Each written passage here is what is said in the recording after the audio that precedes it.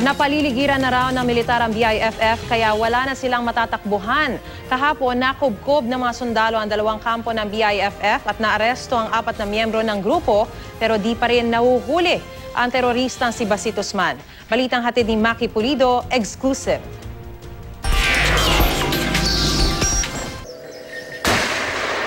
Lugar kung saan pinaniniwalaang naroon ng teroristang si Basit Usman ang pinaputukan ng Philippine Marines, may 1 kilometro lang mula sa kanilang tactical command post. Nagbunga naman ang maagang operasyon dahil may nakubkob na 2 kampo ng BIFF na mistulang bomb factory sa bayan ng Mamasapano. Ang unang kampo sa Barangay Dabinayan na palilibutan daw ng mga hukay na may lalim na 1 metro. Sa Barangay Liab naman, nakuha ang mga material na ito para sa paggawa ng homemade bomb. Gayon din ang mga baril, cellphone, radyo at ilang dokumento. Bukod dyan, may 4 na naarestong miyembro ng BIFF.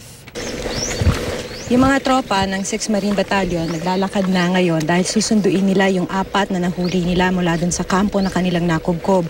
So mula dito sa pwesto natin, 1 kilometro yung kanilang lalakarin para makuha yung mga naaresto nilang mga miyembro di umano ng BIFF. Ang mga BIFF na may takip pa ang mga mukha, maayos na nadala sa tactical command post matapos ang ilang oras na lakaran at sa gitna ng banta ng mga armadong grupo sa paligid. Sa tagal ng kanilang lakad, pinainom agad sila ng tubig. Pero si Usman nakapuslit, kasama ng iba pang miyembro ng BIFF na ayon sa impormasyong hawak ng Marines ay nasa 30.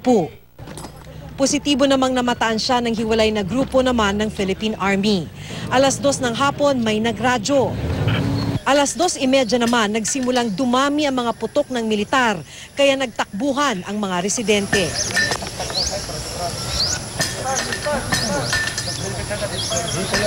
Ipinatigil muna ang mortar shelling pero ang kasunod pala, 3:30 ng hapon, ang ikalawang airstrike mula nang ikasa ang 7 araw ng all-out offensive laban sa BIFF.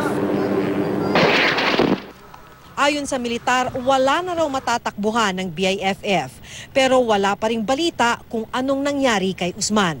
Sa panig naman ng militar, may sundalong nasugatan sa mukha na agad namang na-rescue ng extraction team. Mula rito sa Maguindanao, Maki Pulido, GMA News.